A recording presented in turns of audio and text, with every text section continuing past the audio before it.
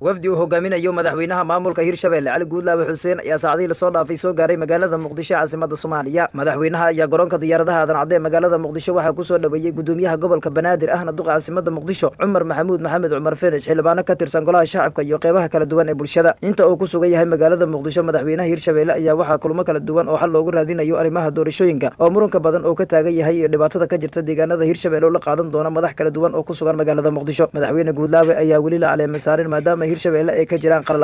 madaxweynaha Hirshabelle ayaa tan inta loo doortay xilka madaxtinimada waxa uu ku sugnaa magaalada Jowhar waxaana madaxweynaha maamulkaasi Cali Guudlaawe Xuseen uu san ka qayb galin kulankii uu soo qaban qaabiyay macadka cilmi baarista Heritage kaas oo ka dhacay magaalada Garowe xarunta gobolka Nugaal kaas oo ay ka qayb galeen madax ka tirsan dowladda federaalka Soomaaliya qaar ka mid ah madaxweynayaasha maamul goboleedyada iyo mucaaradka ka soo horjeeda dowladda federaalka Soomaaliya. Guudlaawe ayaa sheegay sababta uga baaqday kulankaasi waxaana uu sheegay in ay tahay in xal u raadin ay ku jireen dagaal dad walaalaha ku dhaxmarayay bariga gobolka Shabeellaha Dhexe. Cali Guudlaawe Xuseen ayaa sidoo kale waxa uu sheegay inta uu ku sugnaa magaalada Jowhar oo kulamo loogu raadinayo xal iyo sidii loo soo afjari lahaa dagaal beeleedyada ka dhacaya gobolka Shabeellaha Dhexe gaar ahaan degmooyinka Cadale iyo Warshiq. Ayuu sheegay in xal waara laga gaaray dadka ku nool degmooyinka Cadale iyo Warshiq ayaa bariil soo dhaafay waxa halkaasi ku dhaxmaraya dagaal beeleedyo kaas oo dad badan ay ku hoobteen. Dagaaladii ugu xanuunka badnaa oo maleeshiyadkaasi ka geysteen ayaa waxa ugu badnaa uguna xanuunka badnaa kuwa ka dhacay deegaanka Buurdheere oo hoos yimaada deegaanka Raagacele ee gobolka Shabeellaha Dhexe iyo weerar caruur iyo haween lagu dilay kaas oo ka dhacay degmada Warshiq ee gobolka Shabeellaha Dhexe. Guudlaawe ayaa sidoo kale waxa uu sheegay in ay dhammaanba ay soo gabagabeeyeen isla markaana guul ay ugu soo dhamaadeen waa waantii laga dhaxwaday beelaha walaalaha oo muddooyinkii ugu dambeeyay ku dagaalamayay